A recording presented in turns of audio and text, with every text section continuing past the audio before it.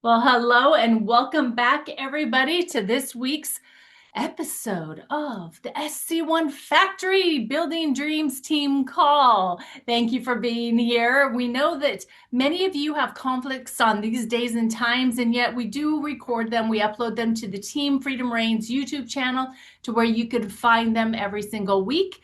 Make sure you go and subscribe, ring the bell, make sure you're getting those notifications. The QR code that is right here on the screen can take you directly there. So every single week, it is the same Zoom ID number and passcode. And for the next few weeks, we will still be meeting here on Tuesday nights at this time. Yet, starting March 10th, we will be moving the team call time to 11 a.m. Eastern, 8 a.m. Pacific, so 9 Mountain, 10 Central. We'll be doing a morning call starting on March 10th.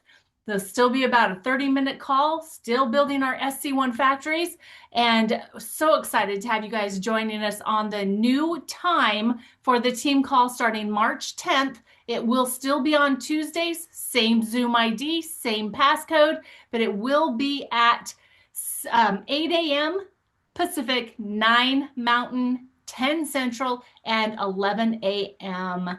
Eastern time. So big announcement there. Make sure you're spreading the words, and welcome those of you that are on here with me live. I appreciate you being here. So the main announcement that I really want to stress is the announcement of Momentum Academy. It is coming up super fast, you guys. So we're already more than halfway through. Can you believe that? More than halfway through February.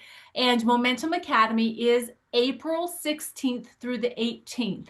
And I have to tell you, you have got some amazing content that's going to be coming to you at this Momentum Academy. We had an hour and 40-minute FAB call today where they broke down who's going to be speaking, what the topics are going to be.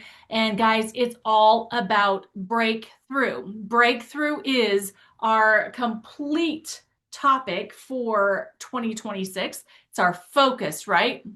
If you're in here with me right now live, let me know in the comments if you're ready for your breakthrough. And if you're watching the recording, please comment below the recording. Tell me if you're ready for your breakthrough, and let me know what you'd like your breakthrough to be. Where do you want this breakthrough to happen for you? Okay. So at Momentum Academy, we are going to be in Las Vegas. We're going to be at the Planet Hollywood, the resort and casino there. And you need to get registered. You can use the QR code that is on the screen right now to be able to get registered. If you're registered, let me know that in the comments too, because I want to just be able to high five you and just completely encourage you that being there means that you will be in the room for 3 general sessions. You'll be there to be able to participate in the level of workshops that equates to the level that your current LifeVantage business is at. Or you could potentially even participate in the one just above for what you should be preparing and doing to be able to move to the left or the next level. So there's going to be 3 different levels of these workshops that are going to be offered, all on the same topics, just taught differently depending on where you are in your business. So guys, we want you to be in Vegas with us. There's going to be the LifeVantage social gatherings that they always have. And then, of course, team gatherings and belief building. Belief is built at events, and we want you to have your breakthroughs. So I see, Carol, that you are ready for your breakthrough, and Emmy's ready for her breakthrough too. And thank you, Carol, for confirming that you like that morning meeting time for the new team calls. So let me see here. So Dondee's not on here quite yet. So we're going to be just starting here, and he'll be on shortly. And I'm not sure how to clear the screen, guys. So whoever was writing on, no, please don't write on the screen.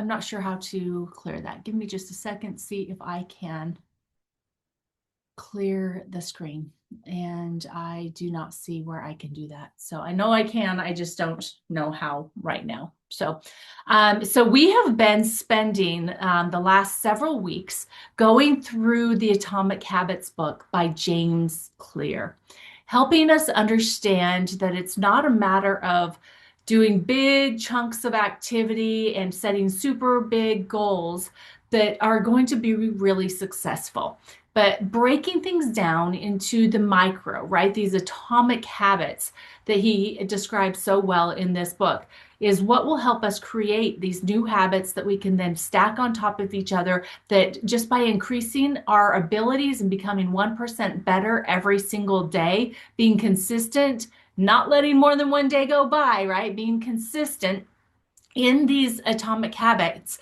that is what is going to help us progress towards the bigger goals. So Atomic Habits Unlocked, you can transform your life with small changes. And we are going to be going over the advanced tactics portion of the book, because we've already gone through the 4 different laws. Now it's time for us to do the advanced tactics of how to go from being merely good to being truly great. Are you ready to be truly great?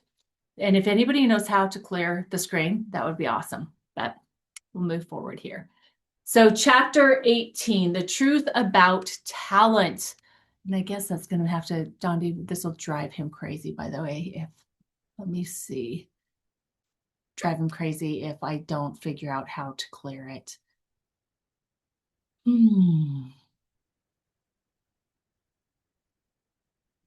Ha, got it. All right, let's keep it clear. Let's keep it clean.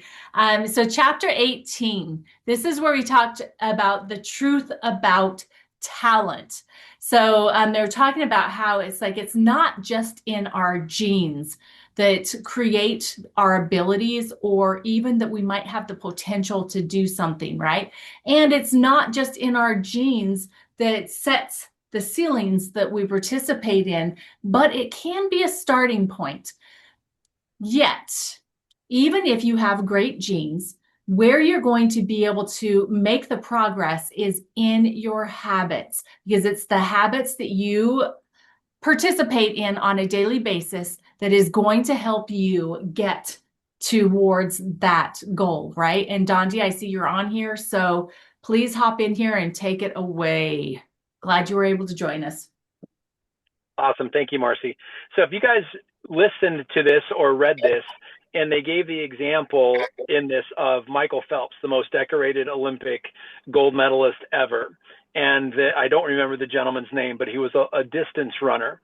And he was 5'9", Michael Phelps is 6'4". But they had the same inseam. So Michael Phelps had a long torso, long arms, short legs, great for swimmers. This guy that was the runner had long legs and a short torso, which is great for running. But what if they switched and played each other's sports, and so wouldn't find it? So the truth about talent is find what you have a propensity for, or what you have a natural inclination to excel at, and find that there. And so when he talked about that, and I just was kind of thinking, I didn't know where he was going with it. And when I started reading the chapter and listening to it at the same time, because they had the same inseam, and I thought, well, Michael Phelps, obviously he's gonna have, maybe his arm swing would be great, but he's gonna have a short stride compared to his height. And then the runner, if he was in a pool, he's a much smaller guy. He's got the good legs, but as a kick, but it's the upper body that makes the most difference. And it was interesting. So when he started talking about curate environments that make your strengths easier to express, so your natural talents, whether you're a good, like I almost said antisocial. I get anxiety in groups of small people, but on stage in front of 5,000 people, I have no anxiety at all when it comes to presenting. In fact, that is my wheelhouse. And the bigger the crowd, the better, But even sometimes meeting a new person one-on-one, I'm a little shy, I'm introverted. And if you remember when they were talking about babies in the nursery, that babies that are attracted or turned toward loud noises typically end up being extroverted, and babies that kind of shy away from loud noises tend to be introverted as they grow up. So these things, finding your lane and kind of sticking to it. So know your strengths, know your weaknesses, and don't try to overcome your weaknesses, but more importantly, double down on your strengths. Find the things that make you you, that you excel at naturally, and stop comparing yourself. And we've talked about compare-itis a lot. Don't compare yourself to someone else who may have a different strength than you. Stay in your lane, and don't, especially across in other businesses or in other types of companies, don't compare yourself to other people, especially if they hold a different role than you, because it's not fair to you and it's not fair to them. Just know what you know what you don't know. Don't get the two confused is another thing, the way I like to put this. But don't fight your nature.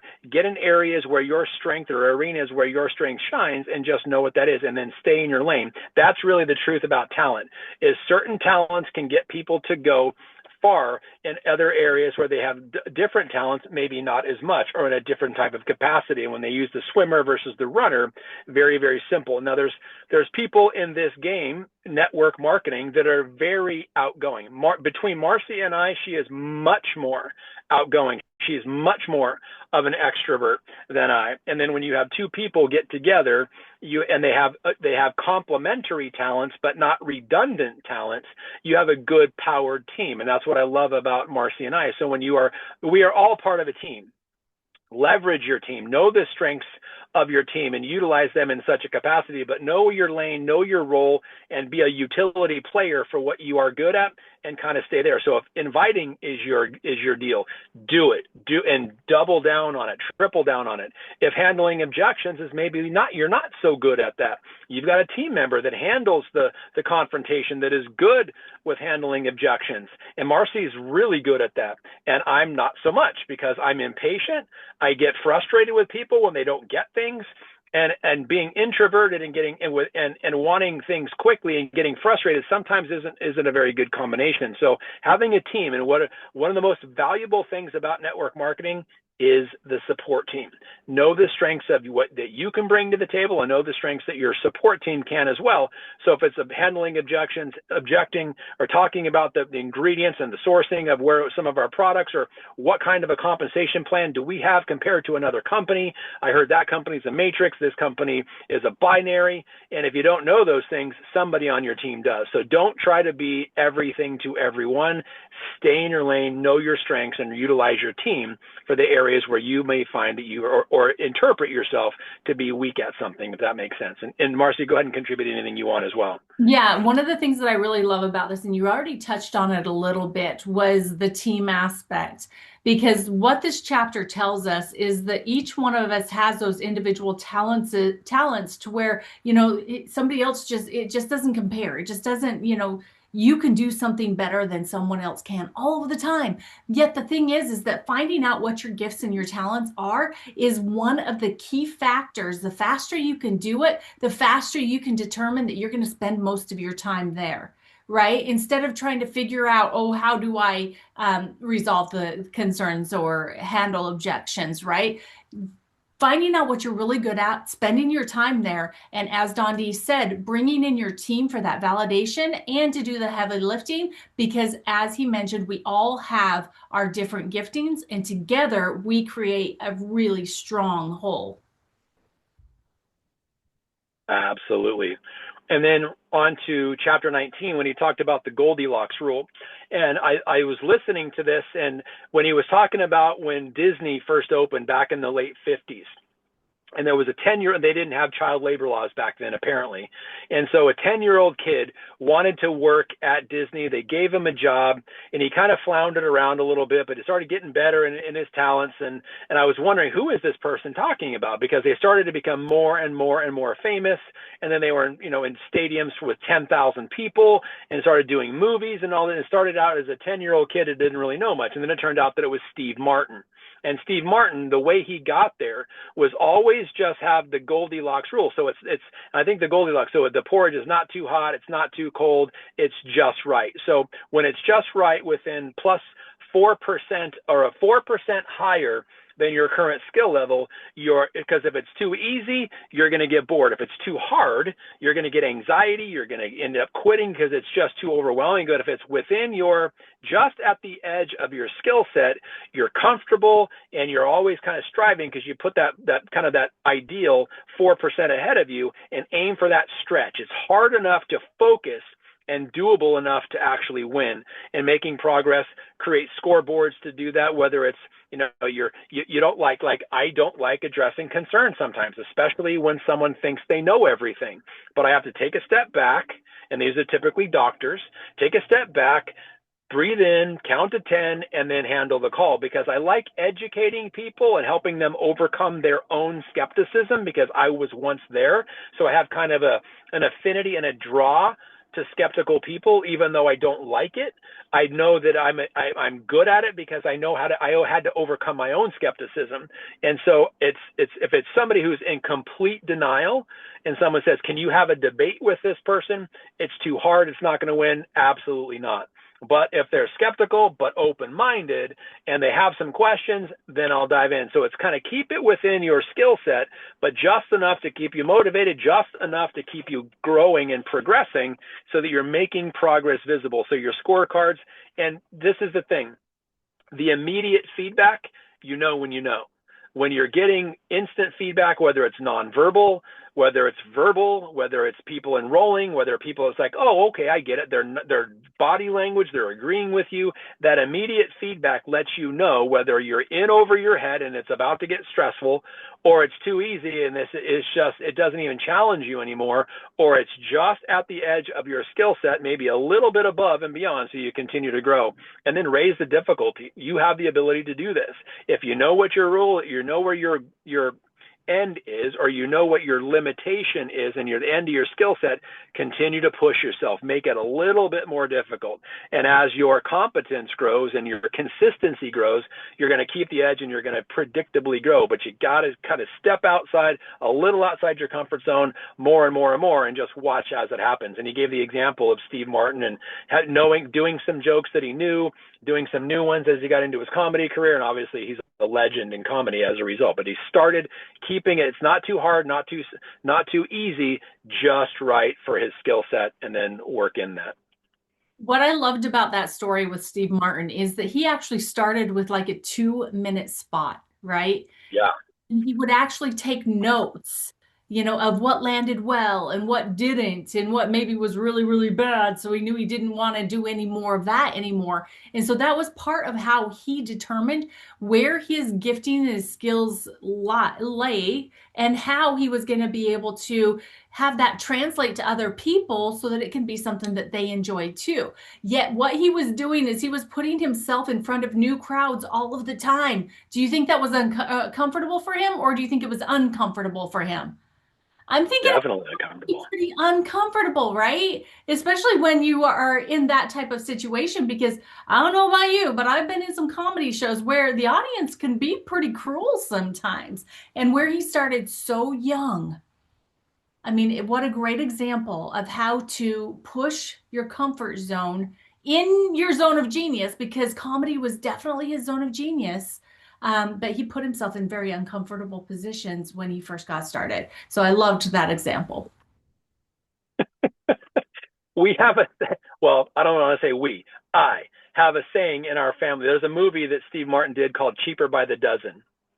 And it's where he's got his kids from a previous marriage, and I think it's Renee Zellweger who he dates in the movie, and she's got family, and they blend together, and they've got 12 kids together. But there's this scene in the kitchen where they're making this big old giant vat of pasta sauce, and one of them is playing baseball, and the cup, which is what protects the males when when they're especially playing catcher, they put it over themselves to protect them in case they get hit by a ball down in the groin area. And they were playing around with that, and the cup goes flying through the air and lands in the pasta sauce. And I don't know if this was part of the script or just Steve Martin. He's a great ad-libber, very similar to like Martin Short and Jim Carrey. But the cup lands in the pasta sauce, and he said pasta de la crotch. And the only reason I say that is because every time we make pasta sauce, or my son and I, or my daughter and I, or Marcy and I, we make pasta sauce, I always think of that. And when I say it, I'm the only one who laughs at it. So I laugh at my own silly jokes, but I got that from Steve Martin. So all that practice paid off in something that's tattooed on my head, pasta de la crotch. So now let's talk about the downside of creating good habits. Sorry, Marcy, she's shaking her head. I can't believe you said that. The downside of creating good habits, and this is, it's kind of meant to be tongue in cheek, but there is some serious wisdom here, that if you get so good at something that you don't necessarily cut corners, you just take it for granted. And so recommending automate those kinds of things, because when you do it, it's great for efficiency. Developing habits is great for efficiency because it doesn't, you cut all the learning and the calluses and that, you can just go right for the victory, but it's risky for awareness because you can miss things when you get too good at something. That's the downside of creating good habits, because you can miss something. So automaticity can create blind spots and prevent improvement because you're not focusing on it anymore. And they give example of surgeons like practicing over and over and over making an incision until you can do it in your sleep. And that's great, but what if there's a bone under the area? What if there's a birthmark? What if there is something else? And you go through and or kind of look at it out of autopilot, and then till after it's done before you realize there might have been a mistake. So being conscientious of the habits and creating good ones, but being mindful that you're always trying to improve. So when your identity can become rigid, I'm just not a salesperson, or I'm just not good with handling objections, or I'm just not good at, I'm not a product person, I don't know the ingredients. And you start labeling yourself, you can rely on your team, and that's because you're going to have people, but you're going to limit your own growth. And if you get so good at something that you ignore something else, it can be kind of an issue as well. And they use the example of the 1986 Lakers. And being originally from California, I had some years of my life in Northern California, some years of my life in Southern California, back when I used to root for the Lakers back in 1975, 76, and 77. And these are the 86 Lakers, but I kind of had an affinity for the Lakers. And if you know basketball, Kareem Abdul-Jabbar and Magic Johnson and AC Green and Kurt Rambis were all people that were on this team, the 86 Lakers. And they were considered to be, even now, one of the best teams assembled ever in the NBA as far as talent. But they didn't even make it to the championship game that year because they were so good, each of them individually, that they had blind spots. They didn't see some of their teammates' skill set because they were so good, and they got really good at working with one another until the offseason. Pat Riley, if you know the NBA, he's a legendary coach. He started having them look at what he called career best effort. Look at all the people that they drafted all the way back from high school, college. What are they really, really good at? And then find the team chemistry that they're not missing each other's blinds, or they're not missing each other's greatness, and they're playing together as a team. And when he implemented that, what happened? They became the first team in NBA history, 1987 and 88, to win back-to-back championships. And so not the three-peat, but they repeated twice. The first team to ever do that. And so when you focus and knowing you're a master at something, but also still paying attention to the details, so you don't get callous, you don't overlook things, and build what he called reflection habits. So when you reflect on something that you know you're good at, to prevent getting stagnant at it, and whatever it is for you, everybody's going to have their own unique skills that they master. Get better at the ones you're not necessarily a master at, but when you get really, really good at something, make sure you keep your edge by looking for those reflection habits. And the goal is not a habit necessarily, it's mastery.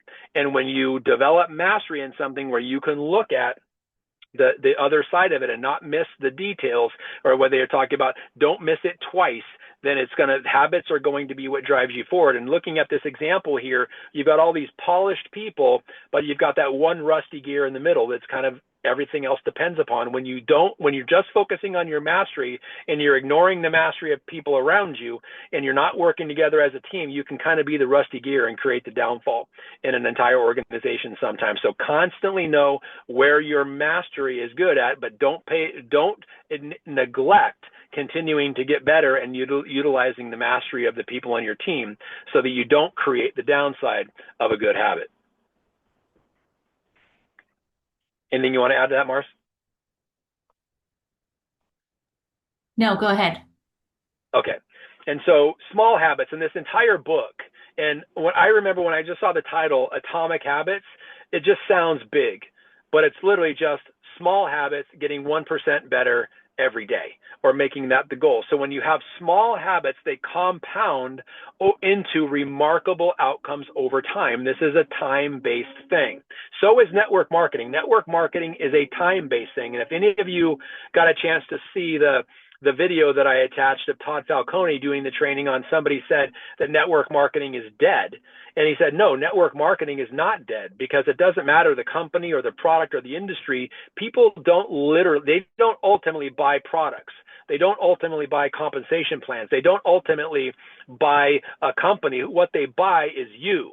And so they've got an affinity for you. They've been watching your posts. They've been reading your comments. They've been seeing what you're doing. They've been watching your success, and they're buying you.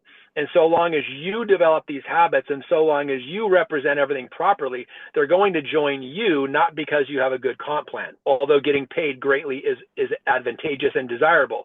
They're not going to join you because we have activation products, because most people don't even know what that is.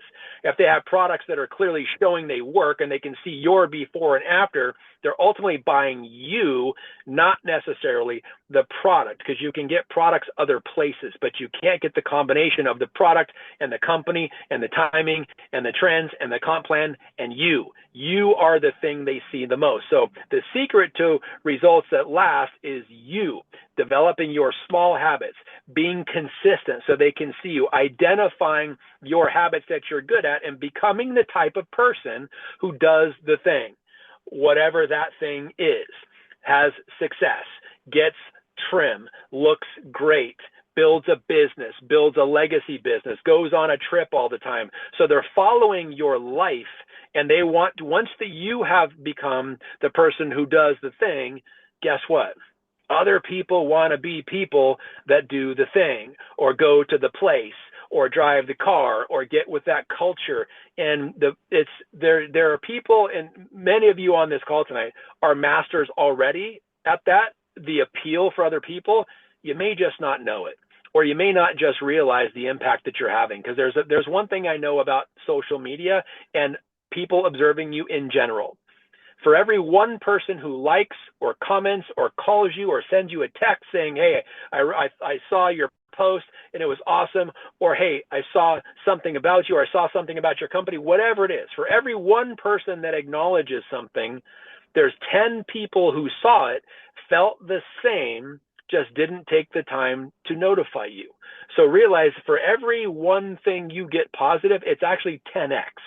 And so you are the one that is minimizing the impact. And if you make a mistake, you make it 10 times worse than it has to be. So realize the positives are 10 times underrepresented, and your mistakes are 10 times overrepresented. And the secret to results that last is create a habit base that builds positivity, that focuses on positivity, that meets people's solutions, that supports a culture and a community. And obviously activation is clearly important. It's the wave of the future. Good, sustainable company with good ingredients, companies that are debt-free, paying checks since 2009, publicly traded, transparent, scientifically validated products, and it goes on and on and on. But when the system is in place for all of that, it beats every goal you will have, and it beats every goal anyone else will have. And that's why McDonald's, I'm kind of giving you a preempt into the next phase. McDonald's doesn't sell hamburgers. McDonald's sells franchises. They sell wealth, and they sell systems. The system is always more important than the goal. And McDonald's never made it a goal to sell nutritious hamburgers, because they've never met that goal. And they're one of the most profitable, recognizable global brands in the world, not because they sell nutritious hamburgers, because they have a system that works. So systems beat goals, and the results are the lagging measure of the process. So whatever your results are right now, they are manifested by what you were doing 90 days ago.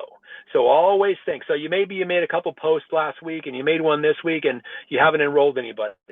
Give it 90 days. Your current trajectory is going to give you results 90 days from now. So it's that consistency. It's that doing things that matter. It's that constant state of people watching you and observing you, and you're doing good things and you've become the person who does the thing. You're inviting other people to be the people who do the thing as part of your tribe. And that's one of the things I love most about this industry, and specifically about us here at LifeVantage. And expect setbacks. Because Marci and I were talking about the book, Go for No. Expect setbacks. Don't get all upset. Expect literally go for no. And so when you're actually going for no as the answer, you're expecting to get rejected. It doesn't hurt you when it happens. And when you get a yes, it's pretty awesome. Because here's one thing I know. Every single no gets you closer to the next yes. No matter how hardcore the no is, no matter how many exclamation points or rude it was in its delivery. Yeah, every large no is getting you closer to the next yes. So be consistent and expect setbacks, and consistency is better than intensity. And what I mean by that, I've been victimized. I still am victimized by this. I'll go on 2 or 3 days of consistent posts, and then I'll have 2 or 3 days where I don't do anything or very little. That's the problem, is the inconsistency. Consistency beats intensity every time, and it's what paces your growth. And keep refining, keep building, keep, as Blue says, and I don't know if he coined this, but it's plan, do, review. Constantly take an inventory and audit rather what you're doing, and try to automate it as much as possible. So you're continuing to build, measure, learn, upgrade, rinse, repeat, kind of a thing. And then go ahead to the next slide, Mars.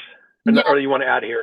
I wanted to say one thing here. I typed it into the comments, but I just want to say it for the recording, is that way too often we think that it's in the exciting things, right? The exciting things is where our purpose is and our success lies.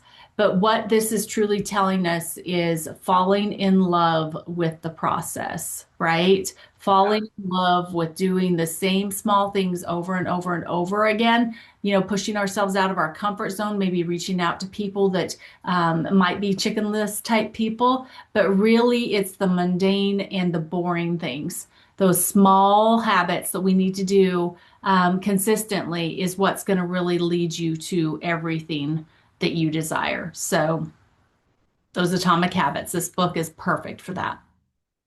Absolutely.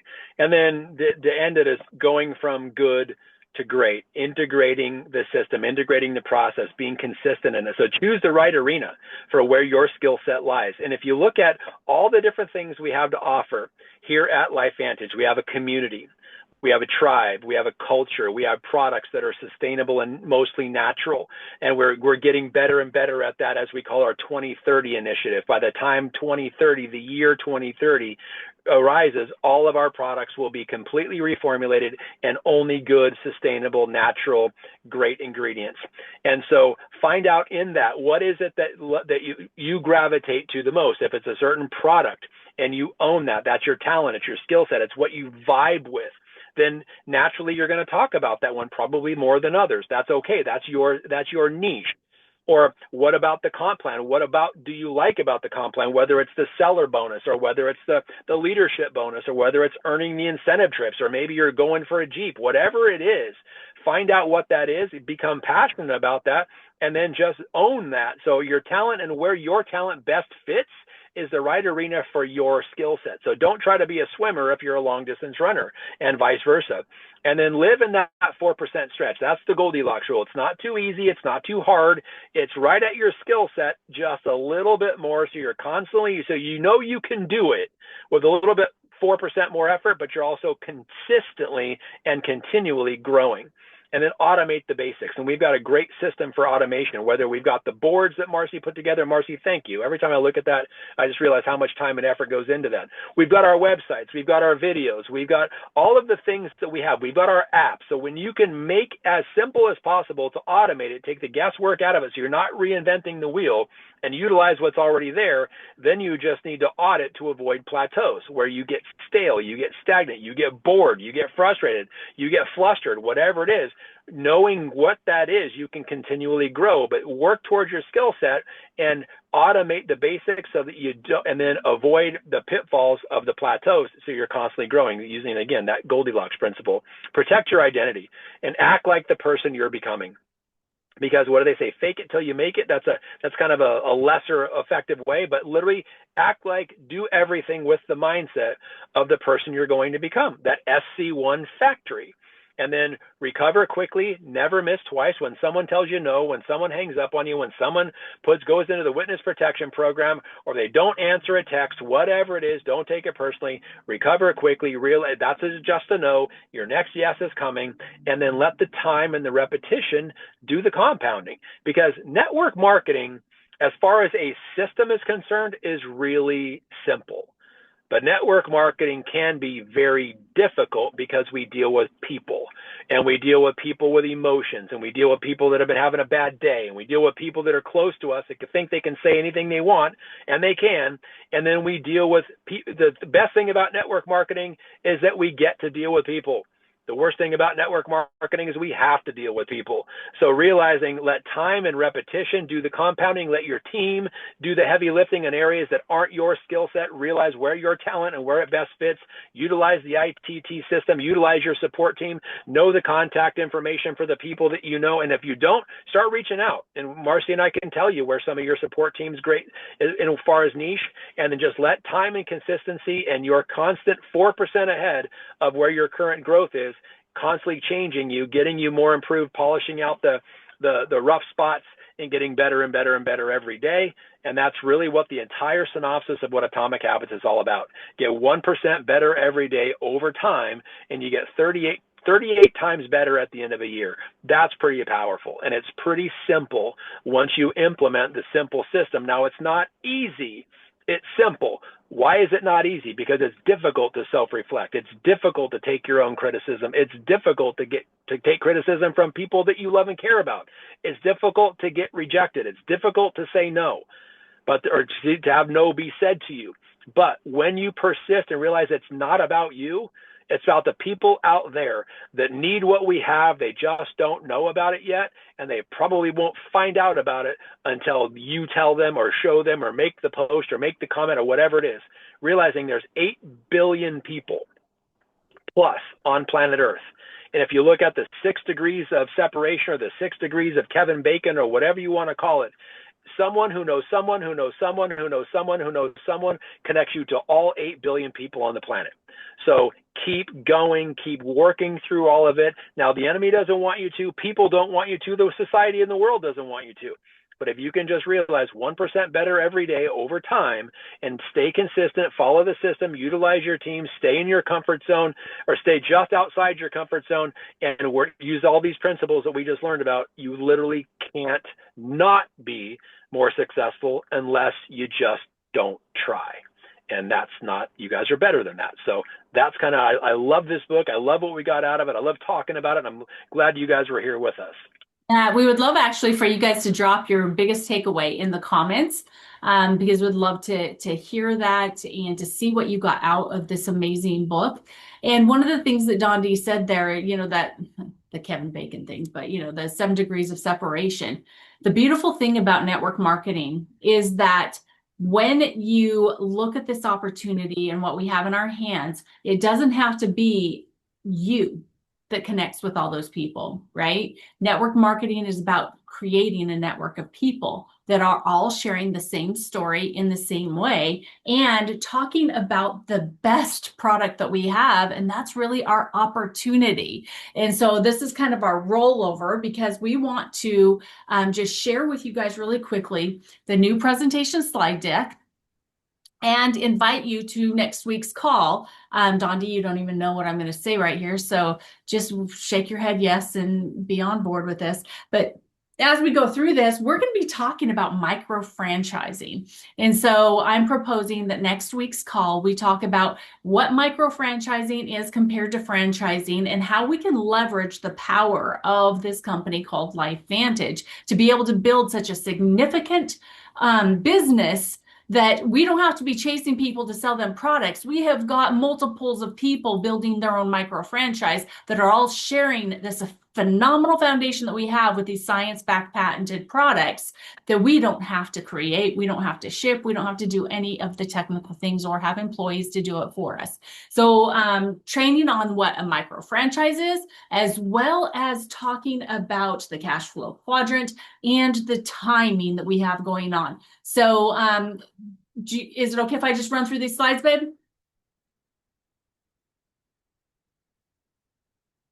Taking that as a yes. He's probably muted driving home. So this is going to be the starter slide. So I'm just going to run through these. You'll see where the ABC Primetime would work, but I'm not going to be playing it. So this is the cover slide, our proper disclosures. And because we are going to be moving business forward, because we're not saying that we aren't going to be selling products. We're going to be selling a lot of products. It's just that we're not going to try to do it by ourselves. We're going to be bringing people along that will be starting their own micro franchises, partnered with a publicly traded company in the health and wellness longevity field that has been paying out global commissions for several years, since 2009, right? Don't you think that's something that a lot of people would like to hear about, especially in this day and age? So the cash flow quadrant, if you don't know what that is, next week we'll go into what the micro franchises are, as well as explaining fully the cash flow quadrant. Because laying this in the front of the opportunity presentation paints the picture of how, if you are an employee, if you're self-employed, if you own your own business, or you're a specialist, on the left-hand side of this quadrant, you have to be there to be able to make money. And you're exchanging your time, your most precious asset, for a small amount of money. Yet, through network marketing, through starting your own micro franchise partnered with LifeVantage, you can move over to the right side to where you now have leverage, you have a system in place, you become a business owner, and you can then start participating in a larger part of the global wealth. We're going to be going through all of the different things that people should be looking for in a business opportunity, seeing the things that need to be there before they say yes. So that includes talking about the company story. Following is an It's the ABC Primetime. So talking about LifeVantage story, talking about the products, what makes us different between between supplementation and activation, and the validation that we have on our products with an example of our research and our patents.